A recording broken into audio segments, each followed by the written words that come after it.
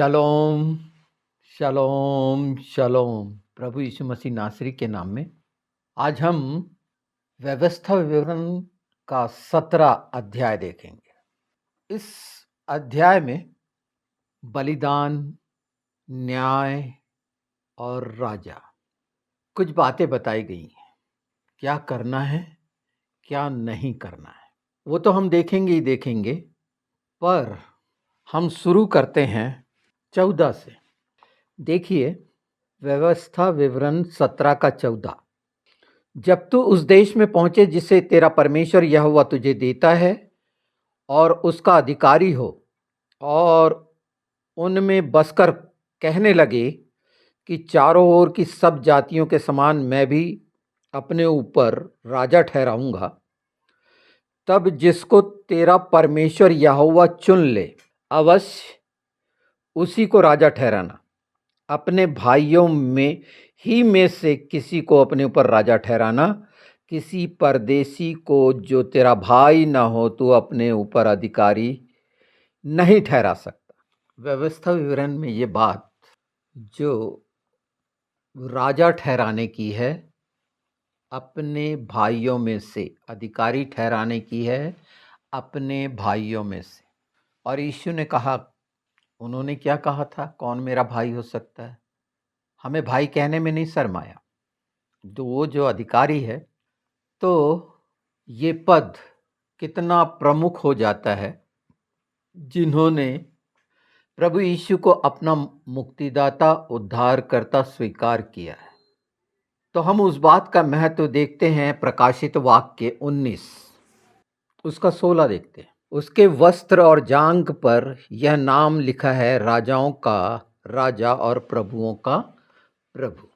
जो लोग नहीं जानते कि जांघ पर नाम लिखा होना क्या होता है। पहली बात, प्राचीन समय में योद्धाओं के जांघ पर लिखा जाता था। वो प्रमाण होता था, ये योद्धा है, इसने ये विजय प्राप्त की है। और राजाओं का राजा, प्रभुओं का प्रभु, सर्वशक्तिमान, सर्वोच्च, उसके बराबर कोई नहीं। लोग मल्ल युद्ध करते हैं तो अपनी जांघों में हाथ मारते हैं ना, चैलेंज करते हैं। जांघ के विषय में अगर देखा जाए तो उत्पत्ति 14 में आप पढ़ेंगे तो अब्राहम ने एलिएजेर के हाथ को अपनी जांघ के नीचे रखकर कसम खिलवाई थी। इससे जुड़ी हुई एक बहुत विशेष बात पर मैं आपका ध्यान ले जाना चाहता हूं। अगर हम इसे समझ लें तो और भी अच्छा होगा। उस घटना को देखें जो उत्पत्ति 32, जहां याकूब कुश्ती लड़ रहा है रात भर। वो युद्ध, वो लड़ाई, याकूब हारने को तैयार नहीं था। और वहां जो घटना घटी, तो याकूब की जांघ की नस परमेश्वर के द्वारा उसे दबाया गया या छुआ गया, जिससे याकूब लंगड़ा हो गया। आज भी इजरायली जांघ की नस नहीं खाते हैं। जांघ की नस का महत्व, और यहाँ पर जो हो रहा है वो आशीष के लिए, ब्लेसिंग, आशीर्वाद के लिए बोल रहा है। याकूब का नाम यहीं पर परिवर्तन होकर इजराइल हुआ, यानी वो राजकुमार कहलाया। इसका मतलब बहुत स्पष्ट और साफ साफ है पवित्र शास्त्र में कि शारीरिक देह उतार दी जाएगी। तो जो हम चाहते हैं आशीर्वाद या आशीष, तो उसके लिए संघर्ष और समर्पण दोनों की आवश्यकता है। हम जो देख रहे हैं व्यवस्था विवरण 17, वो सिर्फ वहीं पर नहीं टिका हुआ है। राजा मानने का वो हिस्सा जो हमने अपना माना है, और वो जो है, और इस हिस्से को जब तक नहीं देखेंगे, शारीरिक हिस्से को जब तक अलग नहीं करेंगे, तो वो परिवर्तन जो आध्यात्मिक होना चाहिए, उस चोट का एहसास जब बना रहेगा तो ये परिवर्तन दिखेंगे। एक लंगड़े को याद रहता है कि वो लंगड़ा कैसे हुआ।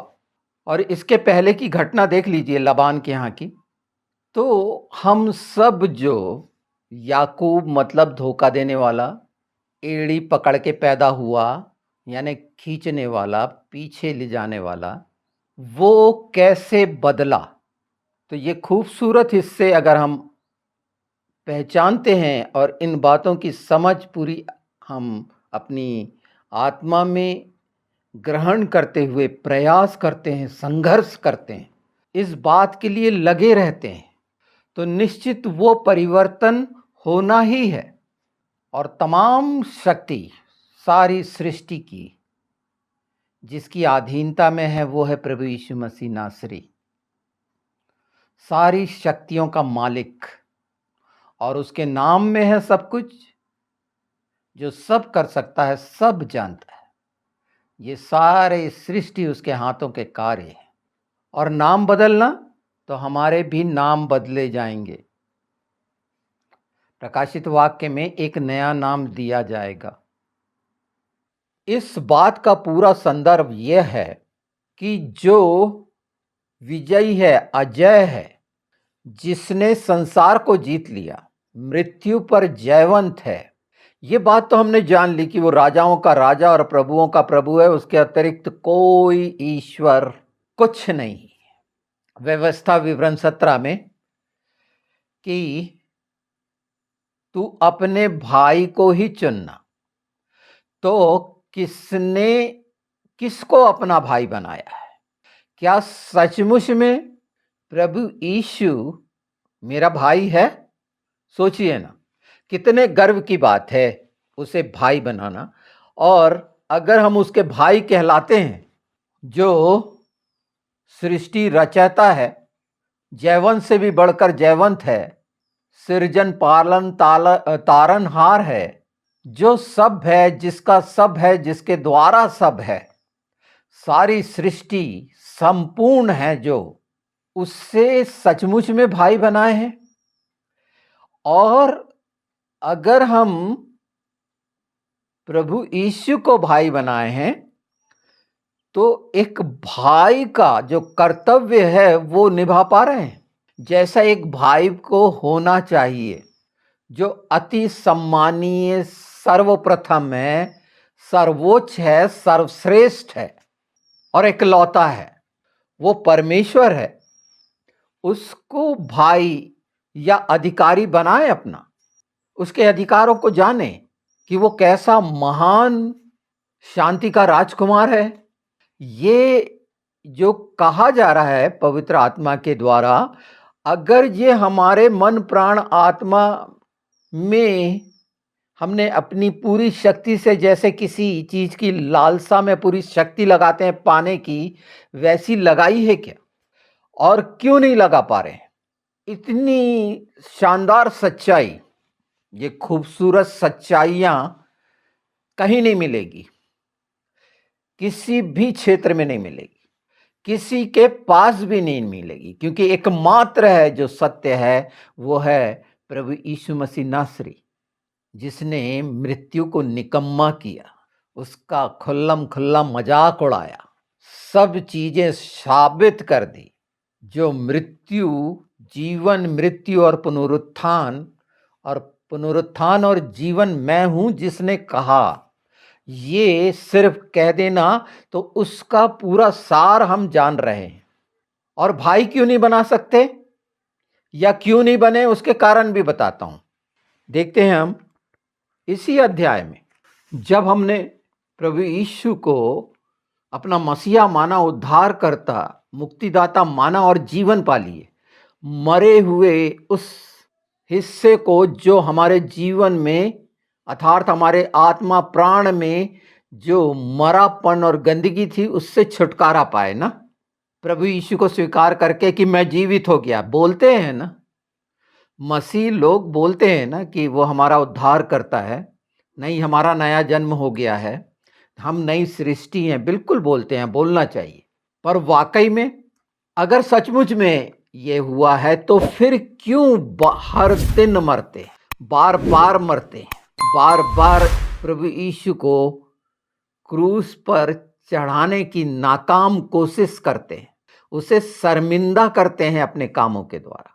जो यीशु के कहलाते हैं, मसीह में उनकी बात कर रहा हूं।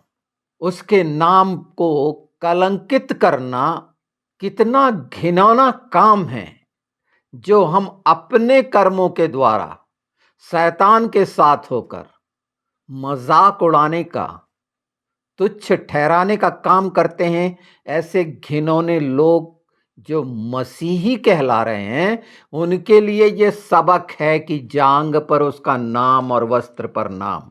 अगर अभी भी नहीं जागे तो निश्चित इस पद को सुन लो जहां फंसे हुए हो, कि परमेश्वर ने बोला कि तुम मार दिए जाओगे, समाप्त हो जाओगे, समाप्त कर दिए जाओगे। जो हमेशा सहानुभूति पाने की कोशिश करते हो, जो हमेशा ये आशा करता है कि कोई उसके साथ सहानुभूति करेगा, वो परमेश्वर के राज्य का और यीशु के पीछे चलने वाला हो ही नहीं सकता।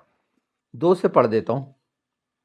जो बस्तियां तेरा परमेश्वर यहोवा तुझे देता है, यदि उनमें से किसी में कोई पुरुष या स्त्री ऐसी पाई जाए जिसने तेरे परमेश्वर यहोवा की वाचा तोड़कर ऐसा काम किया हो जो उसकी दृष्टि में बुरा है, अर्थात पहली चीज देख लीजिए, बस्तियों की बात हुई है। अब बस्तियों के बाद देश की भी बात होगी। एक छोटे से वार्ड में रहते हैं ना, एक विधानसभा में रहते हैं ना, फिर एक संसदीय क्षेत्र में रहते हैं इंडिया के हिसाब से, एक बस्ती छोटा सा हिस्सा।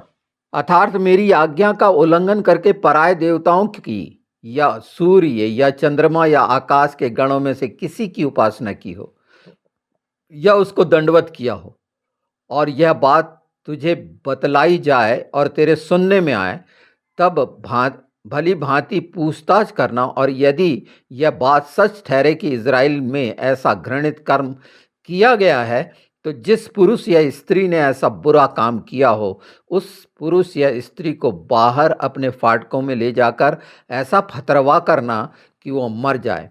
जो प्राण दंड के योग्य ठहरे, वह ऐसे ही की साक्षी से ना मार डाला जाए, किंतु 2 या 3 मनुष्यों की साक्षी से मार डाला जाए। उसके मार डालने के लिए सबसे पहले साक्षियों के हाथ और उनके बाद सब लोगों के हाथ उस पर उठें। इसी रीति से ऐसी बुराई को अपने मध्य से दूर करना। मती में बहुत स्पष्ट बताया गया है साक्षी के लिए, 2 या 3 गवाह।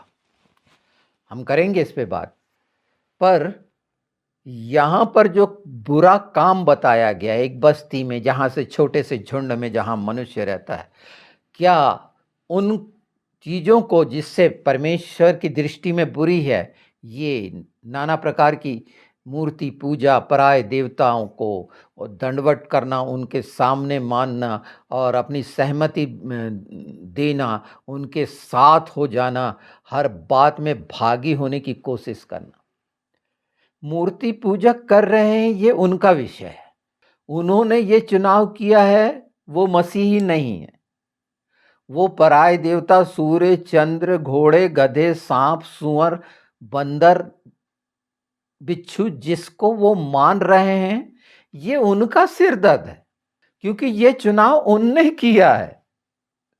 उनके साथ होकर ये व्यभिचार, मसीहों के लिए ये व्यभिचार है। सृष्टि रचयिता के सामने, जो संसार का सृजनहार है, उसके सामने ये काम इसीलिए भी बुरा है क्योंकि ये तमाम जो दूसरा हिस्सा पराये देवता और ईश्वरों का है, ये फॉलन एंजल्स के गिराए हुए वो लोग हैं जो मनुष्य को बहकाकर अपने कब्जे में कर कर लोभ लालच लालसाओं में रौंदरे रगड़ रहे हैं। उनकी यही हाल है।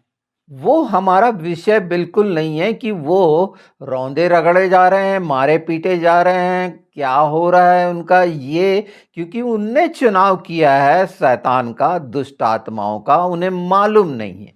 ये मेरे द्वारा मालूम होगा नहीं, वो सब भी तो परमेश्वर की औलाद हैं।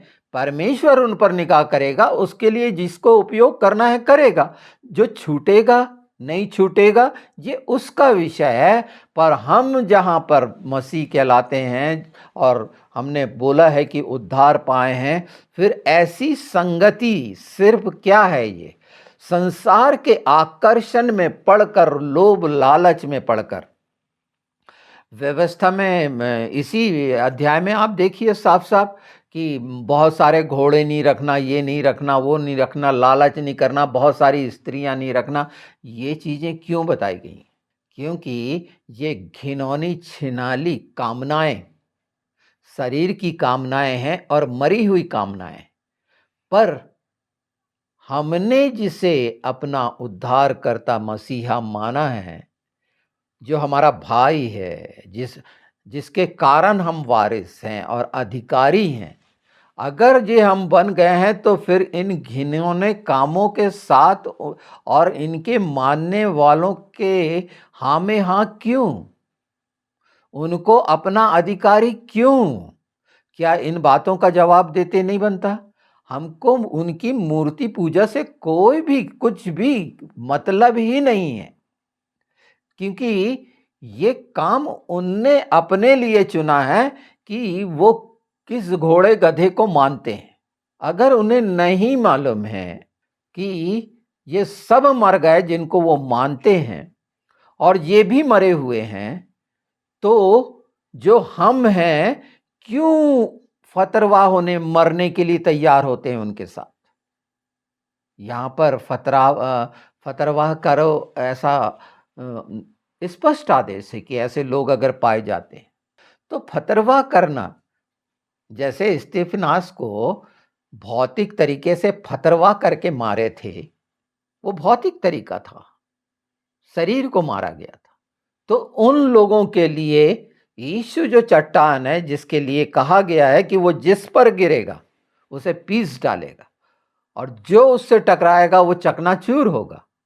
यीशु के साथ रहकर जो हमारा कर्तव्य है, ऐसे लोगों को वचन की चट्टान, जो चट्टान है ही नींव है, जिन्होंने ग्रहण किया है, उनके लिए ये बात बहुत दृढ़ता से रखें कि वो छूटें। अगर वो छूटना चाहते हैं तो छुड़ाने वाला, और अगर बार बार गिरते हैं, कहा गया है एक दो बार समझा, नहीं तो उनके हाल पर छोड़ कि उस शैतान के साथ हो ही गए हैं।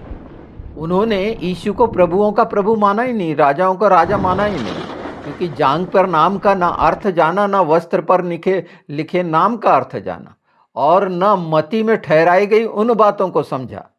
शक्ति शक्ति शक्ति शब्द सुनते रहते हैं। जो महाशक्ति है, सर्वशक्ति है, उसकी शक्ति का इनकार कैसे? उसकी शक्ति का प्रभाव मनो मस्तिष्क पर क्यों नहीं?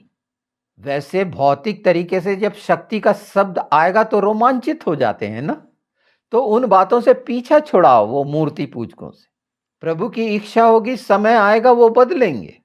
पहले अपने आप की स्थिति हमें देखना है कि उनके साथ हम उनको अधिकारी बनाकर उन चीजों में झुक रहे हैं क्या, दंडवत कर रहे हैं क्या? ये तो हुई उन मूर्ति पूजकों की बात। अब जो दूसरे शैतानियत से भरे हमारे ही बीच में समुद्र में छिपी हुई चट्टान है, मत्ती 24:24 कहता है, मैं पढ़ देता हूं उसे, क्योंकि झूठे मसीह और झूठे भविष्यवक्ता उठ खड़े होंगे और बड़े बड़े चिन्ह और अद्भुत कार्य दिखाएंगे, यहां तक कि यदि संभव हो तो चुने हुओं को भी भरमाएंगे। ये साफ साफ लिखा हुआ है कि इन लोगों से जो प्रभावित हैं, एक उन लोगों से जो मूर्ति पूजक हैं उनसे प्रभावित, दूसरे बीच में जो घुस आए हैं छिनाला करने, उससे प्रभावित, उनकी शक्तियों को मानने वाले। ये पहचान है कि दोनों तरफ से कैसा शैतान कर रहा है और कौन कहां फंसा हुआ है। दूसरा पतरस 2:1 भी देख लीजिए, परंतु लोगों में झूठे भविष्यवक्ता भी उठ खड़े हुए, जैसे तुम्हारे बीच में भी झूठे उपदेशक होंगे, जो चुपके से विनाशक पंथों की भीतर लाएंगे, विनाशक पंथों को भीतर लाएंगे। ये बहुत ही शुद्ध हो गई है।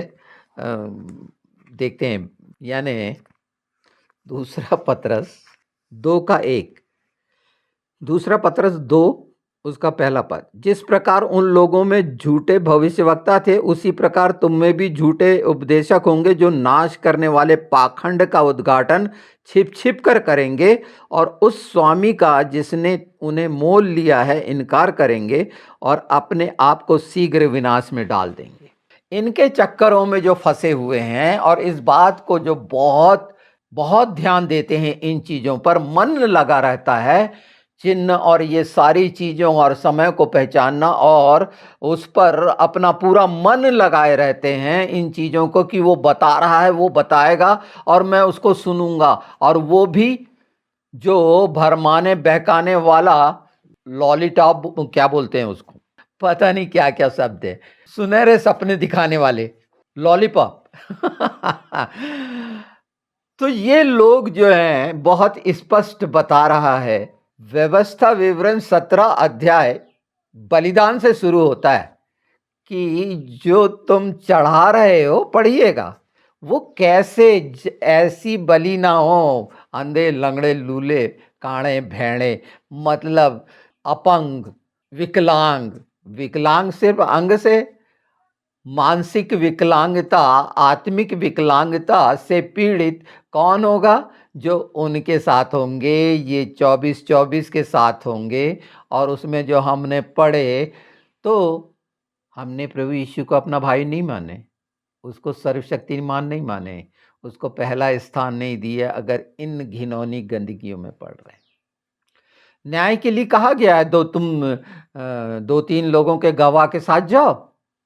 जब प्रभु यीशु ने यूहन्ना 18 में, देखिए यूहन्ना 18:36, यीशु ने उत्तर दिया, मेरा राज इस संसार का नहीं। यदि मेरा राज इस संसार का होता तो मेरे सेवक लड़ते कि मैं यहूदियों के हाथ सौंपा ना जाता, परंतु मेरा राज यहाँ का नहीं। पिलातुस ने उससे कहा, तो क्या तू राजा है?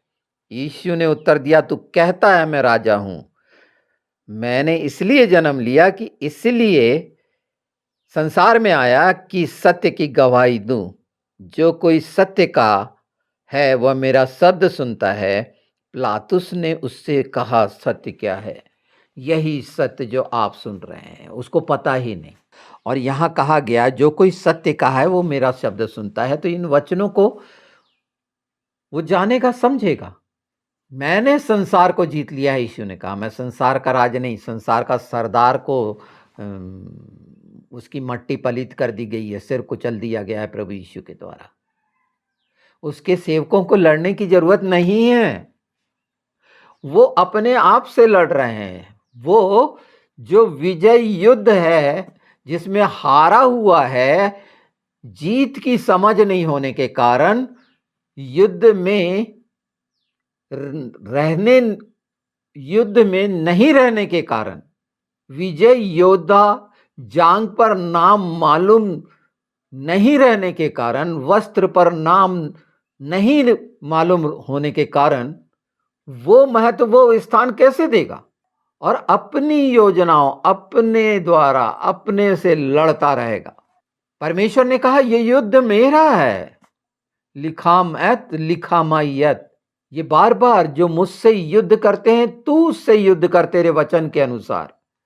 यहां पूरी घोषणा है राजाओं के राजा की, और वो विजयी घोषणा है।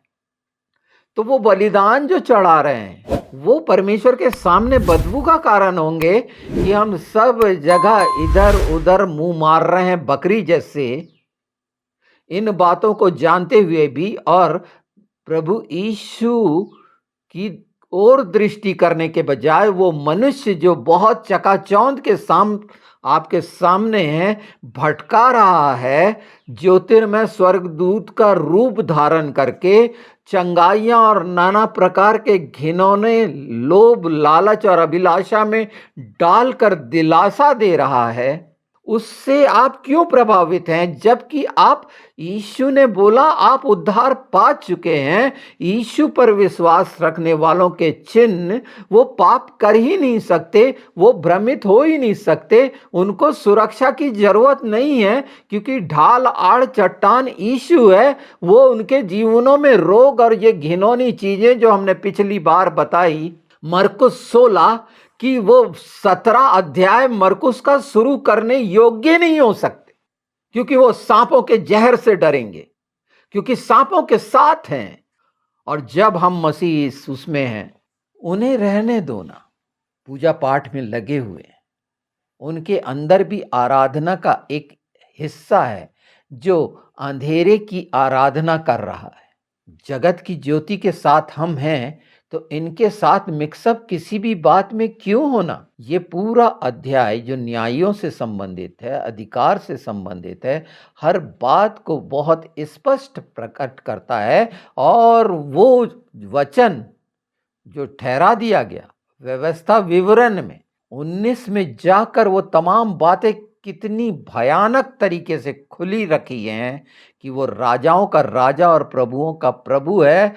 ये बोलते हुए अगर मेरे जीवन में कुछ संवेदन, स्पंदन और किसी भी तरह का उत्साह, उमंग और ताजगी नहीं आती, तो निश्चित शरीर के द्वारा वो उन तमाम बातों में जो परमेश्वर की दृष्टि में बुरे हैं वो मर चुका है। वो कहलाता जरूर मसीही है, पर वो मरा हुआ है और न्याय उसका होगा, क्योंकि वो मार दिया जाएगा, फतरवाह कर दिया जाएगा। तो हमें प्रेरणा देता है कि हम उस शक्ति को पहचानें, क्योंकि परमेश्वर के सात स्वभाव में मैंने शक्ति बताई है और उसकी विजय भी बताई है, उसका सौंदर्य भी, उसका प्रेम भी, उसकी संप्रभुता भी दिखाई है। और वो कैसी न्यू है ये हम जान रहे, समझ रहे हैं। इन पदों को देख लें तो ज़्यादा अच्छा रहेगा। जो मत्ती 18:16 में क्या हो रहा है? परंतु पतरस बाहर द्वार पर खड़ा रहा। तब वह दूसरा चेला जो महायाजक का जाना पहचाना था, वह बाहर निकला और द्वारपालिन से कहकर कि पतरस को भीतर ले आया। यहाँ पर क्या हो रहा है? 3 गवाह हो रहे हैं, 3 बार मुर्गा बांग दे रहा है। दूसरा कुरंथी 13:1 देखें। 3 गवाह हुए थे ना, और फिर मुर्गे ने 3 बार गवाही वो बांगा था, 3 गवाह। तो 2 और 3 गवाहों को साथ ले जा बोलता है परमेश्वर। और जहां 2 और 3 मेरे नाम से इकट्ठे होते हैं, हर जगह ये बात रखी गई है। पौलुस बोल रहा है, उस बात को दिखा रहा है ये कि मुख्य 13:1 देखिए, दूसरा कुरिन्थी 13:1। अब तीसरी बार मैं तुम्हारे पास आता हूं, 2 या 3 गवाहों के मुंह से हर एक बात ठहराई जाएगी। ये पौलुस का अपना विचार है क्या? ये वचन की सच्चाई को प्रकट कर रहा है। हम सब ने अपने अपने चुनाव करे, आपने अपने चुनाव करे हैं, अपने संगी साथी बनाए हैं जिनसे आपके भावनात्मक लगाव हैं आसपास। ये व्यवस्था विवरण 17 जो बस्तियों के बारे में दिए दूसरे अध्यायों में, और बस्तियों के बीच में, ये बस्तियों के बीच की बात है ना, जिनके बीच में हम रह रहे हैं, आसपास रह रहे हैं, उनकी बात है। 14 में देख लो, जब तू उस देश में पहुंचे जिसे तेरा परमेश्वर यहोवा तुझे देता है और उसका अधिकारी हो, और उसमें बसकर कहने लगे कि चारों ओर की सब जातियों के समान मैं भी अपने ऊपर राजा ठहराऊंगा। ये अब देश में पहुंच चुके हैं ना। अब देश में पहुंच चुके हैं तो क्या होगा? राजा ठहरा रहे हैं तो क्या होना? बहुत सारे घोड़े होना मिस्र की तरफ, यही लिखा हुआ है कि फिर आवश्यकताओं का अपना साम्राज्य बनाने के लिए। तो ये सब बातें जो लागू होती हैं, और वहाँ हमारे पूरे सर्वोच्च स्थान पर इसका प्रभाव नहीं कि वो मेरा राजाओं का राजा और प्रभुओं का प्रभु है। तो ऐसे लोग, जब इसका प्रभाव ही नहीं है, तो विवेक क्या उस जलते हुए लोहे से दागा गया है? गुलामी और बंधन में क्या अभी भी पड़े हुए हैं ऐसे लोग जो इस बात का महत्व नहीं जानते और अपने जीवन में सर्वप्रथम स्थान ही नहीं दे रहे हैं? तो यीशु यीशु कहने का क्या मतलब निकल रहा है? सोचिए कि जो सब बातों से छुटकारा क्यों नहीं पा रहे हैं, व्यवस्था विवरण 17 बड़ा स्पष्ट है और अभी भी समय है कि इस बात को अच्छे से जाने, पहचाने, वचन की सच्चाई और भ्रम से बहकाने और भरमाने वाले से दूर हों और अपनी बस्तियों में क्या कर रहे हैं, अपने देश में क्या कर रहे हैं, ये सब बातें 17 में निहित है। और सबसे अच्छा है कि हमारे बलिदान परमेश्वर की सुगंध का कारण बने, उसे प्रसन्न करने का कारण बने जो हम बोलते हैं। और जो बोलते हैं सच्चाई से अपने भाई के लिए, सर्वशक्तिमान को अगर हमने माना है, अधिकारी माना है, राजा माना है, जो भी आपने माना है या अपना दुल्हा माना है, तो वैसे काम दुल्हन जैसे करिए। और इसके लिए मदद मांगिए यीशु के नाम में पवित्र आत्मा की, क्योंकि अगर कहीं फंसे हुए हैं झाड़ियों में संसार की, तो ये बीज छुटकारा देगा यीशु के नाम में, वो समर्थ है। संसार और शरीर के प्रभाव से दूर हुई है यीशु के नाम में।